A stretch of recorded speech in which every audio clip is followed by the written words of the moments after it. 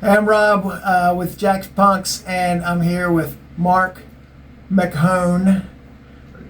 It's hard for me because I have a lisp. It's okay, you're good. But yeah, we're here to ask him how it's done. So, Cool, so Mark, when did you start listening to punk rock? I would say probably in the early 90s. It started with my brother, his name was Brian McHone. They had a band called Technicolor Yawn and Butter and stuff like that. I was probably like 6 or 7 years old, so I started getting into that around that time. So yeah, it's been since then. So that's Awesome. pretty the Yeah. early answer. So what was the first album that you ever bought or stole? My first album that I ever bought with my own money, oh man, but it was Weezer's self-titled, which was probably around 94. Mm-hmm. And I think the first thing I ever bought was a Rollins Band single. It was called Disconnected.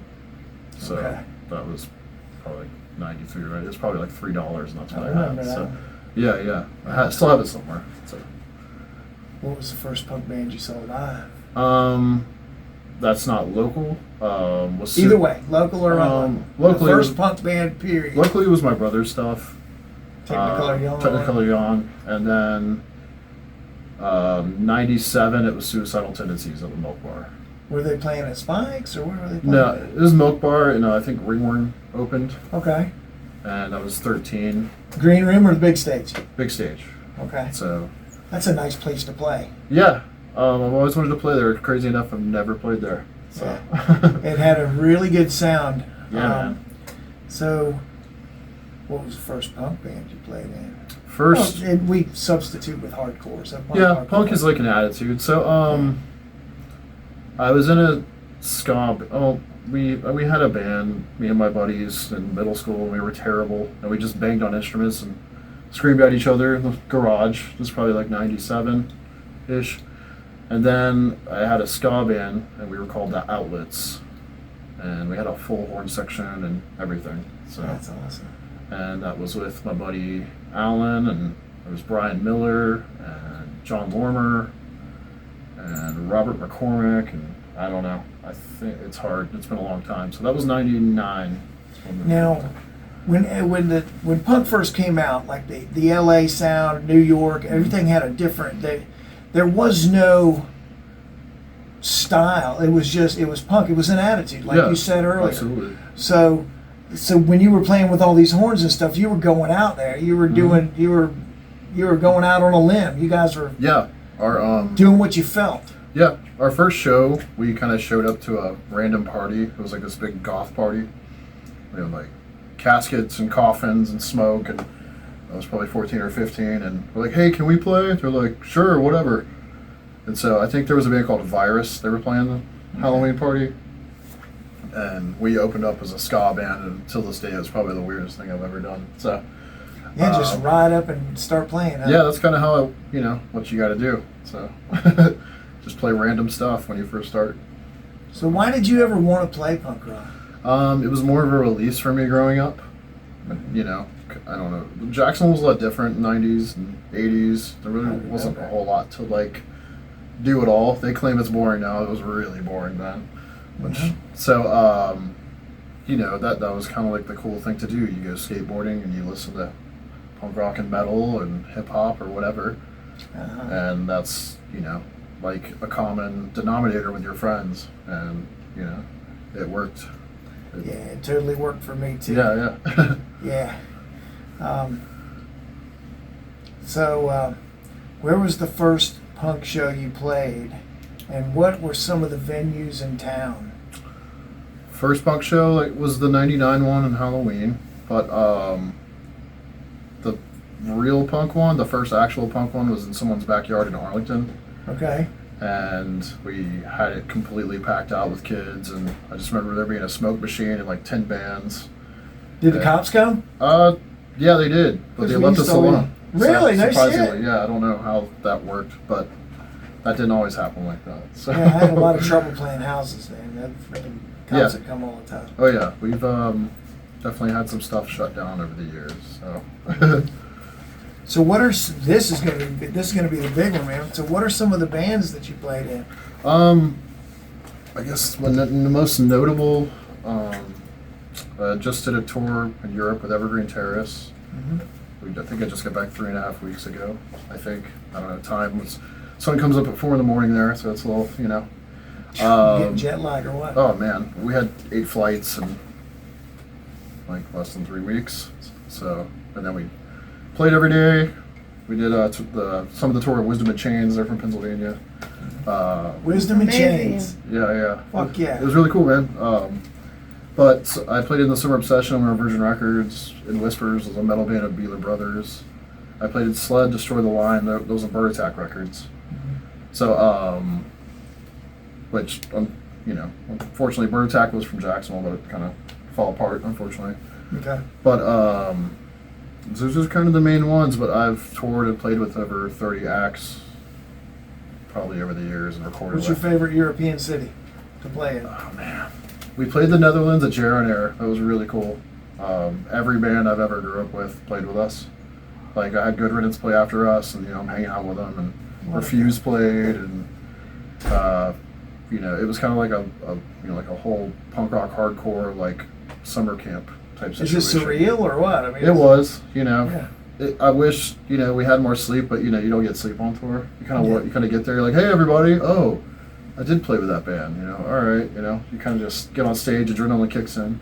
Berlin was really cool. We played SO36. That's kind of like CBGB's of Europe. Okay. It's been around since 1974. It was really cool, man. But like, you know, it's work. It's still a job. You know, you play every day. You don't sleep. Yeah.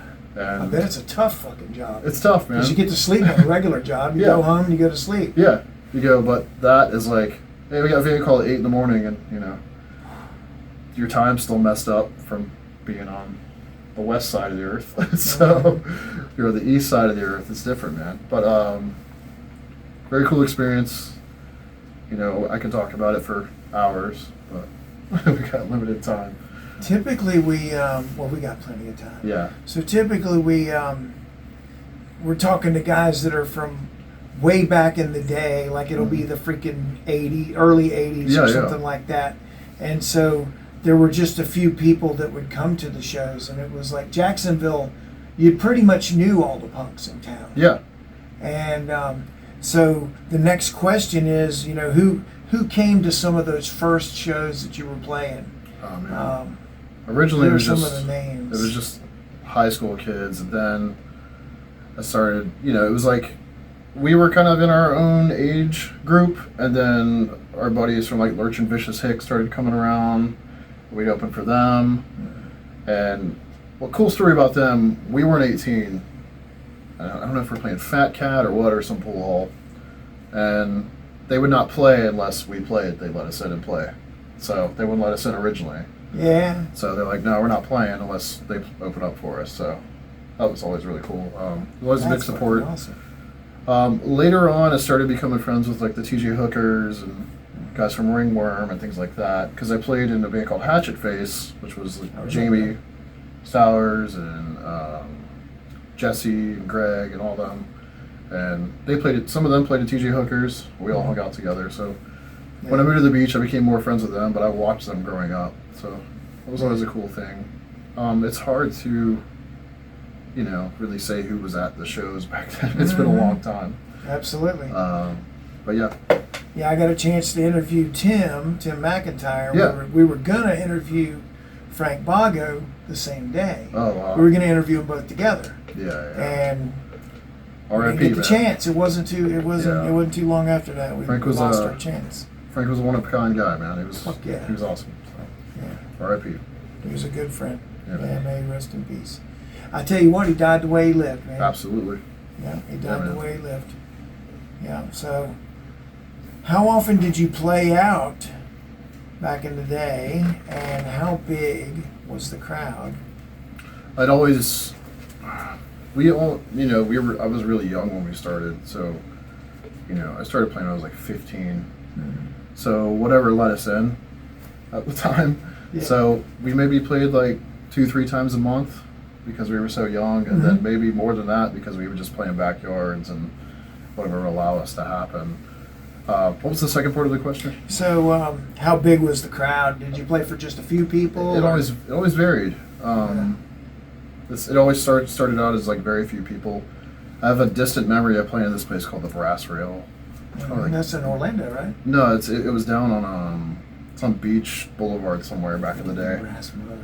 Yeah, Brass, but it was like an old strip club, and they had the pole in the middle. And I think we were 16, and they let us play there at like 2 in the morning. It was like the guys that drink all night and do things they're not supposed to be doing are there, I guess. So.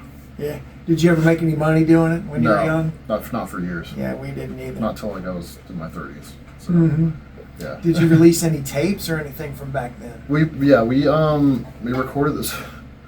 It's a funny story. My first recording experience was this place called August Studios. It was somewhere on Southside Boulevard. And we show up, we had our money, we were all really excited, we over-prepared, because we were, like, oh, cool, we're going to make it, man, studio.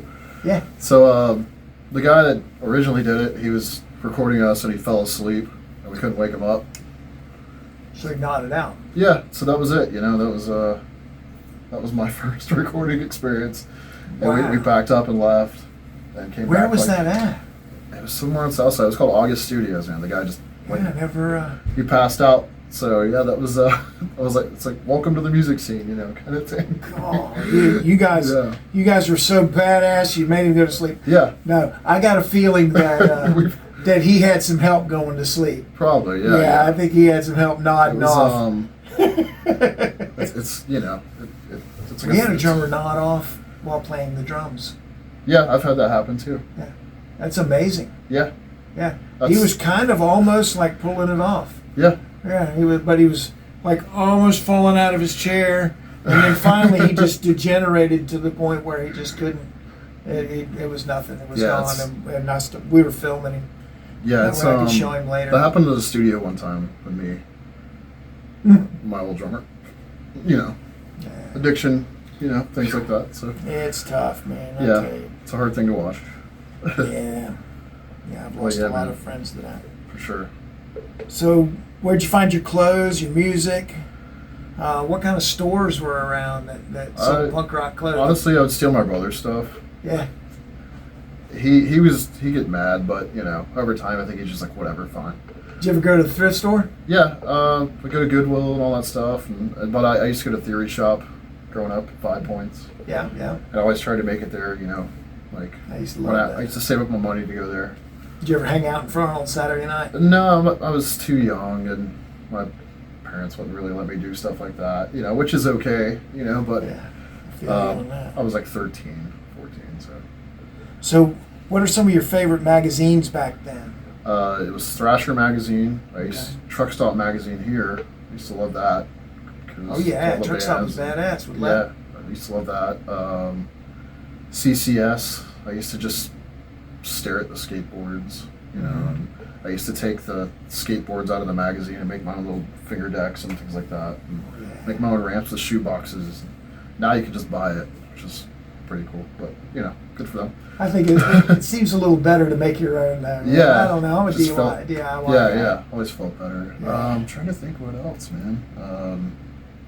Those are kind of the main ones back then, and of course, like guitar magazines, stuff like that. So, just love that. Did you ever read MRR? I'm not sure. Maximum Rock and Roll. Yeah, okay, yeah. I know what you're talking about. Yeah. That was more California based, though. Yeah, San Francisco. Yeah. That's cool. And then, did you ever know about Flipside? Were you around for Flipside? I don't think so. Flipside was a badass magazine. It was in color, so they were at least had a color cover. I remember there was a local show. What was his name? It's like Wiley or something, or I can't remember what the host was. The local show. He acted Australian, or he was Australian, and he interviewed all the bands and skaters. Damn, I don't remember that. Wiley or Wild something, Wild Side or something. I can't remember. I don't know. Maybe somebody knows. But anyways. We got it on here now. Yeah. So whoever watches this, Yeah. they're going to be able to chime in and Yeah. tell us what it is. Because somebody will know. every time I post this stuff, somebody comes in and they'll have some comments that they'll Yeah. say. So put it out there. I was really young when that came out. So. How'd you promo your shows? Did you put flyers up or what? Yeah, we would make. In the 90s, you would, yeah. Yeah, we'd make our own. Like we would do. I mean, we'd spend the night at Kinko's back in the day, and I feel ancient saying that because is that even still around? I don't think so. but we would just literally flyer everywhere. Probably flyer places that wouldn't even make a difference, but we did. Mm-hmm. We put it on people's cars, and sometimes we get people attack us for it, and all kinds of things. But also we would hand out flyers for the venues, and they'd put us on shows. So that was always like a plus. We handed out so many flyers. Promoters would give us flyers and put us on shows, so it worked out really well. That's perfect. Yeah. Yeah, so like Mikey Ciro and everything. Yeah. Yeah. Well, it was like back then it was Jason Lewis, Tim Hall. So Yeah. especially Jason Lewis, Club 5 and all that stuff. We would hand out stuff at 5 points. He'd be like, hey, hand out these and I'll put you on, can open for Near Miss or go play Melancholy or whatever. I was like, perfect. So, I see him every now and then. yeah, man. Yeah, I see him at the Starbucks or something. Yeah. So what's a good story about somebody that can't tell their own story because they've crossed over? Oh, man. That's a good one. Let me think here.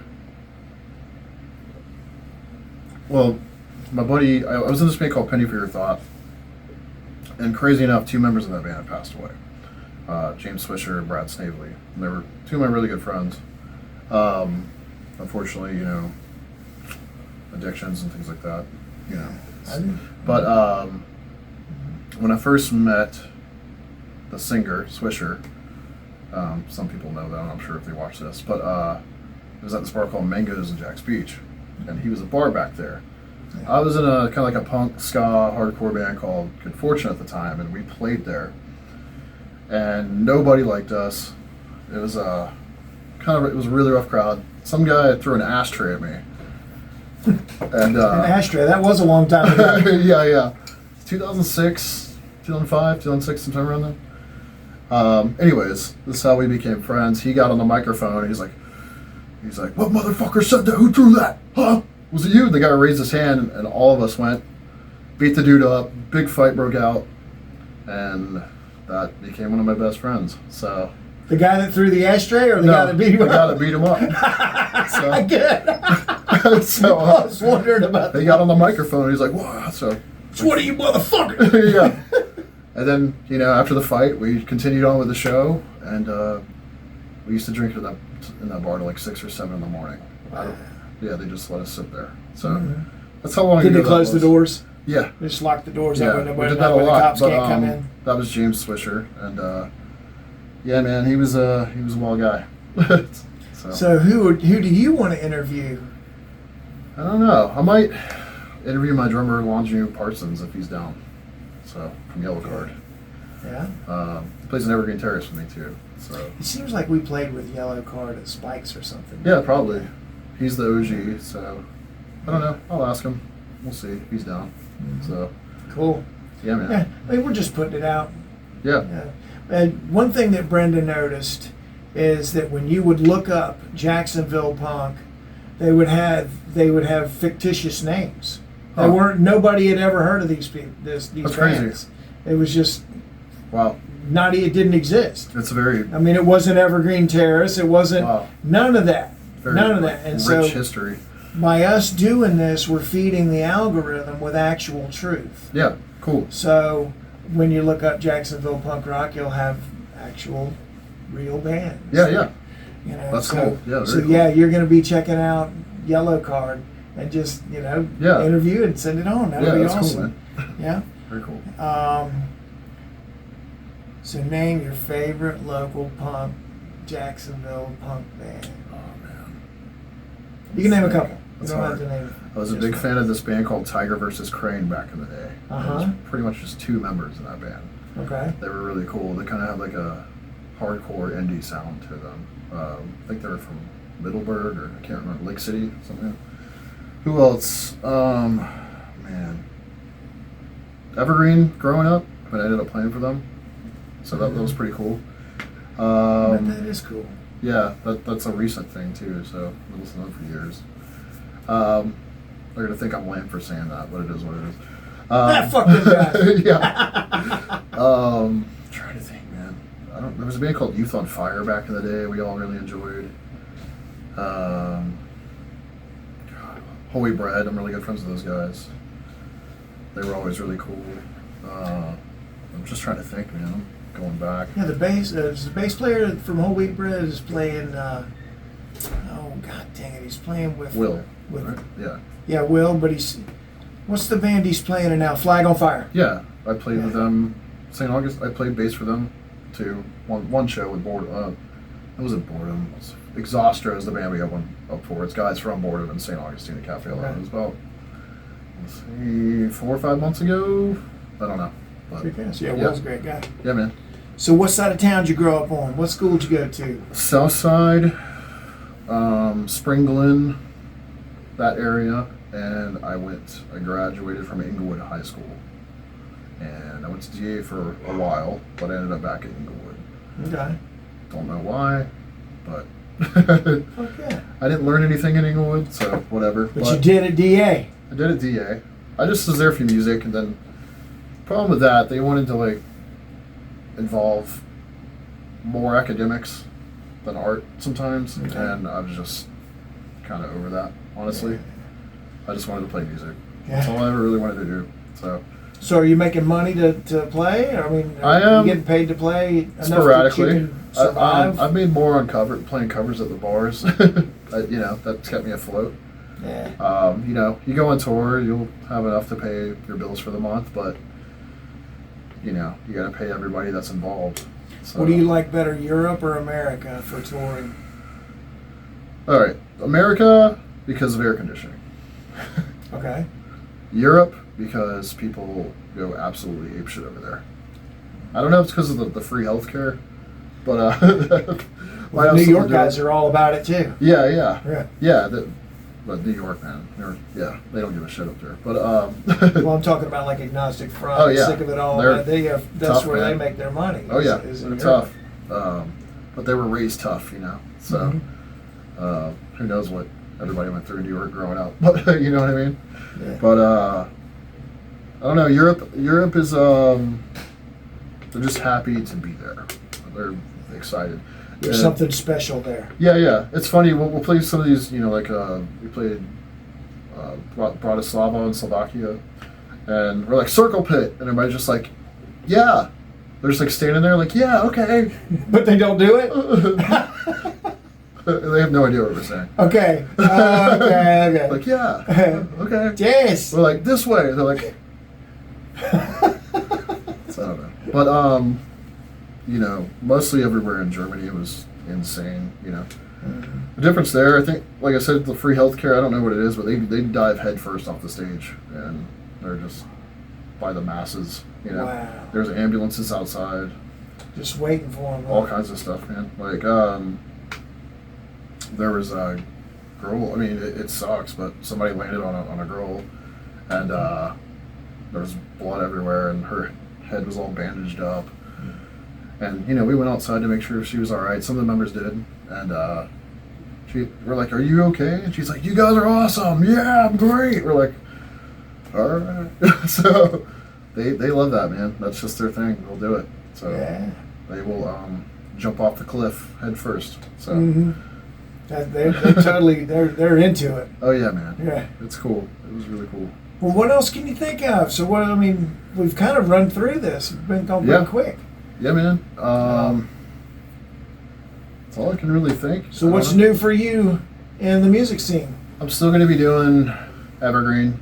I'm kind of the fill-in guy in ways. Okay. Jason is still there. But, as we get older, we have bills to pay. So, I fully understand. we got to work. We got to do our things.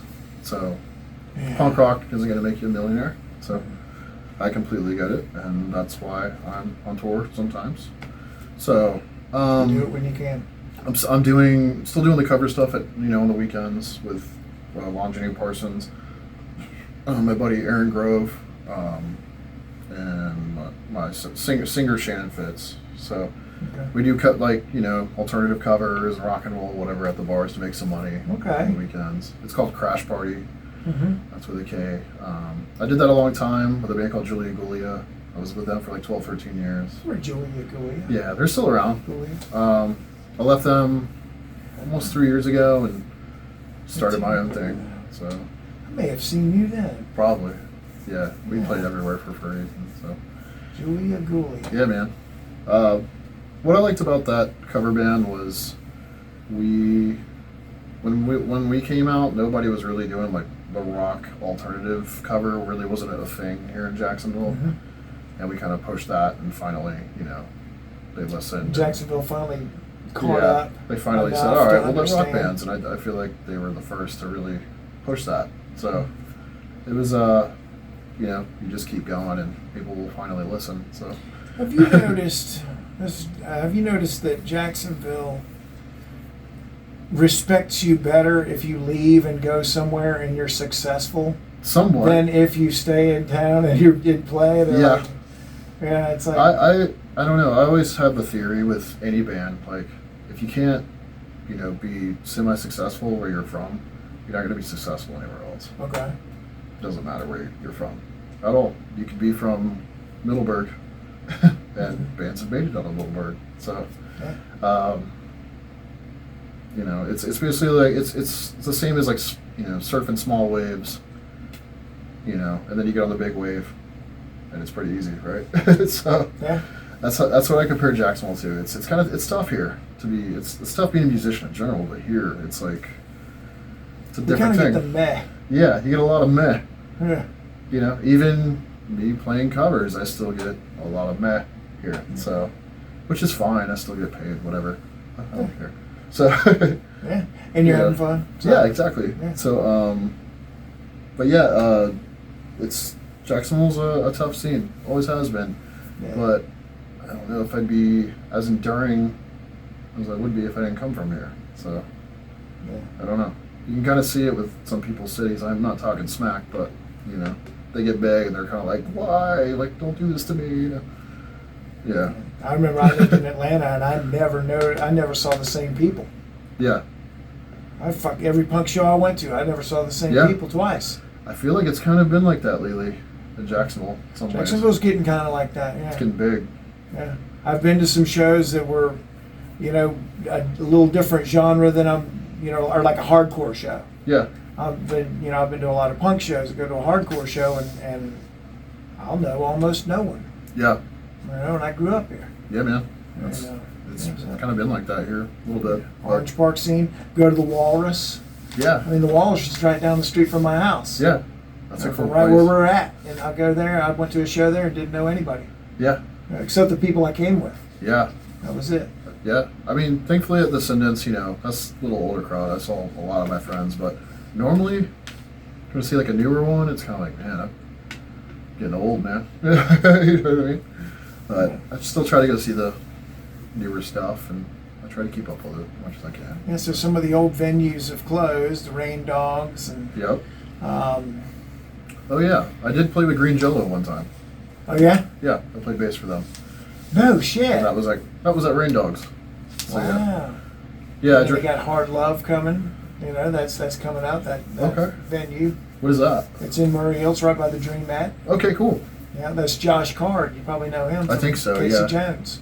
Oh, yeah, okay. Yeah, he played in Casey Jones. Nice. That's his club. Very cool. And I've noticed they've got some stuff coming along down. Nice. Club 5 is back again. Yeah, that's where I saw Descendants. It was good. I went there and it was kind of like, it's not, of course it's not the same Club 5 we all remember, but right. I don't know, it seems smaller. It'll never be the same. Yeah, I don't know. It seems smaller. Yeah. So, it does, doesn't it? Yeah. I don't know if I got taller, but it seems. Yeah, smaller. we got bigger because it looks smaller to me too. Yeah. Like, So it was cool, man. Like it's kind of weird how the pit was like in one area, and everybody's like, okay, you can't do that here. I'm like, okay. So it's just like here, it's in this one area. You stay in the front. The pit's in front. You go that way. It's like, all right, it's different now. get a bigger show, and I bet that won't happen. Yeah, I don't know, but if it gets big enough and She raucous thought it'd be enough. like, you know, little, but I don't know. People are very like, don't touch me these days. Stay in your lane. Yeah, especially in America, it's like, don't do that. Leave me alone. Wow. It's different. Shit, we went. No, whatever. No. I feel like we went to the damn Madball show at Nighthawks during COVID. We all caught COVID. Yeah. I got a black eye. It was just, it was raucous. The whole place was fucking thumping, man. That place was small too. Yeah, it was thumping though. It was badass. Super fun. I played there with my Nirvana tribute band one time, and that was pretty fun. I'm actually playing in Delray Beach this weekend with them. So Will Frazier from Fire on Fire, Hoiberg plays with us sometimes too. So, okay. Yeah.